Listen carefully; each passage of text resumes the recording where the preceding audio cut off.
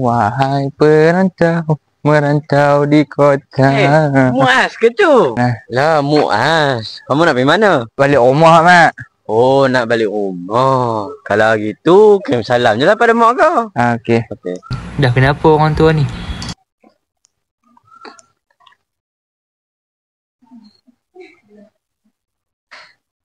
Assalamualaikum, Mak. Waalaikumsalam.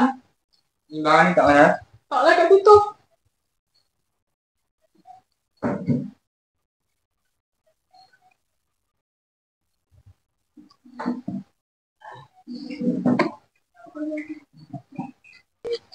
Abang Mak dengan Abang Mak tak balik ke ayah tahun ni, Mak?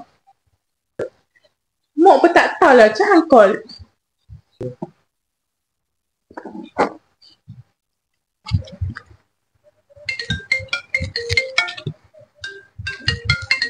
Ayah tak cekol. Ya kak, okey.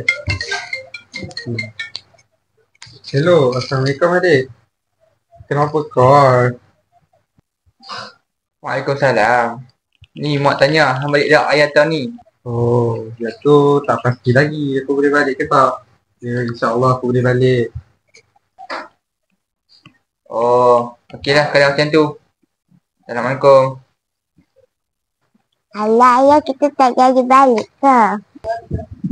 Ha, tak jadi balik. Saya rasa mas orang tahu abang. Mana ada.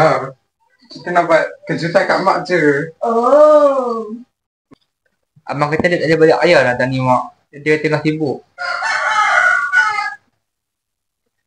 Tak apalah nak buat macam mana dah abang kau sibuk. Yang abang kau simak tu tak pernah kau mak langsung. Entah apalah khabar dia kat sana. Macam manalah Mat dekat sana.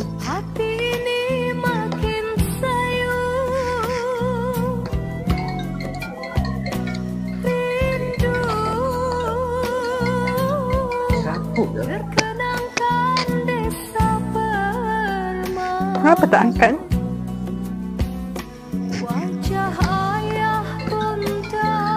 Sabar orang tua ni pun. Hello? Assalamualaikum. Siapa? Mat, ni Mak ni. Kau apa khabar dekat sana? Ya, siapa? Tak balik raya ke tahun ni? Nanti aku balik lah. Semak lah orang tua dia pun. Oh, tak apalah kalau macam tu. Waalaikumsalam.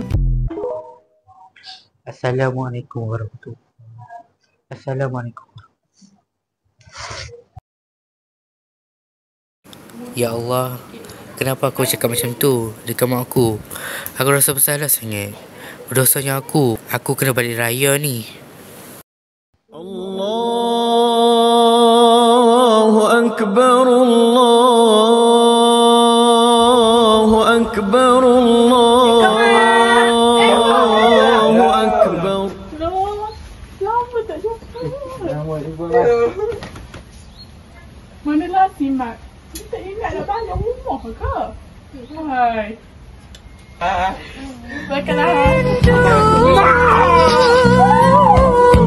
Terkenangkan desa bermai, cahaya pun tak bermai.